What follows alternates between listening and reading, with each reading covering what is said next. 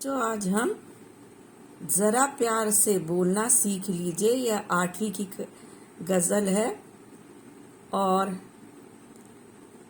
जरा प्यार से बोलना सीख लीजिए इसे रमेश दत्त शर्मा जी ने लिखा है। तो यह गजल इस प्रकार है। वाणी में शहद घोलना सीख लीजिए, जरा प्यार से बोलना सीख लीजिए। चुप रहने के यारों बड़े फायदे हैं, चुप रहने के यारों बड़े फायदे हैं। जुबान वक्त पर खोलना सीख लीजिए। कुछ कहने से पहले जरा सोचिए, कुछ कहने से पहले जरा सोचिए। ख्यालों को खुद तोलना सीख लीजिए, ख्यालों को खुद तोलना सीख लीजिए। तू तड़ाक हो या फिर हो तू मैं, तू तड़ाक हो या फिर हो तू मैं।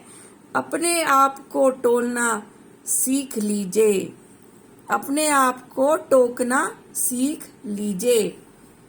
पटाखे की तरह फटने से पहले, पटाखे की तरह फटने से पहले रोशनी के रंग घोलना सीख लीजिए, रोशनी के रंग घोलना सीख लीजिए। कटु वचन तो सदा बोते हैं कांटे, कटु वचन तो सदा बोते हैं कांटे। मीठी बोली के गुल रोपना सीख लीजिए, मीठी बोली के गुल रोपना सीख लीजिए। बात बेबात कोई चुभने लगे तो, बात बेबात कोई चुभने लगे तो बदल कर उसे मोड़ना सीख लीजिए। ये किसने कहा होंठ सीकर के बैठो, ये किसने कहा होंठ सीकर के बैठो। जरूरत पे मुंह खोलना सीख लीजिए, जरूरत पे मुंह खोलना सीख लीजिए। तो बच्चों यह कविता थी। इसमें हमें यह कहा गया है कि हमें हमेशा लोगों के साथ मीठे शब्दों में बोलना चाहिए।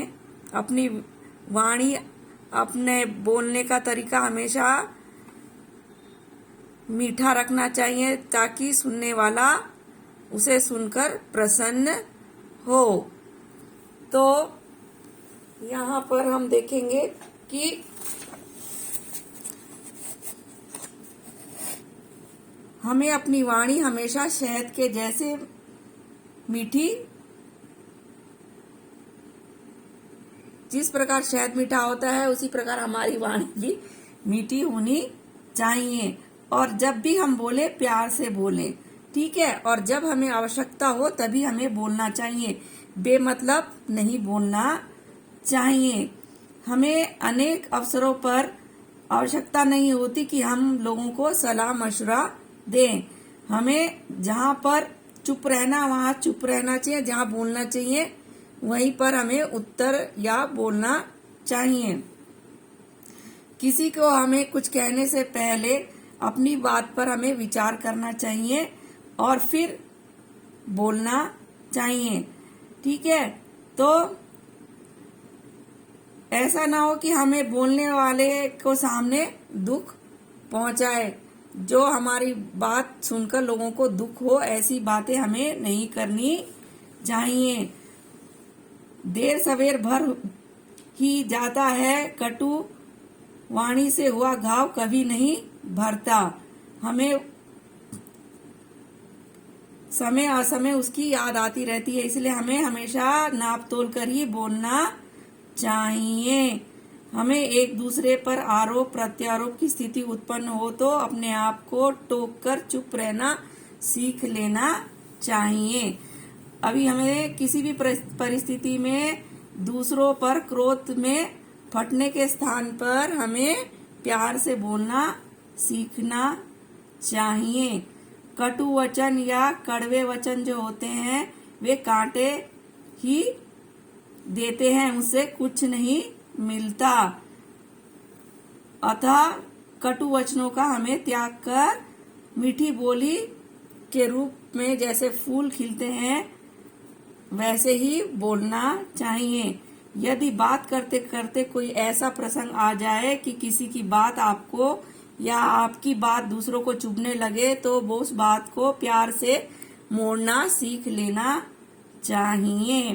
ठीक है, पर साथ में यह ध्यान भी रखना चाहिए कि हमें अनुचित बात पर होंठ सीकर यानी चुप नहीं रहना चाहिए। कहीं कोई किसी प्रकार का अन्याय कर रहा हो तो उस अन्याय अत्याचार के खिलाफ हमें बोलना चाहिए। हमें उस परिस्थिति में डटकर उस अत्याचार का मुकाबला करना चाहिए। समझ में आया? तो हमें हमेशा प्यार के साथ मधुर वचन बोलना चाहिए। धन्यवाद।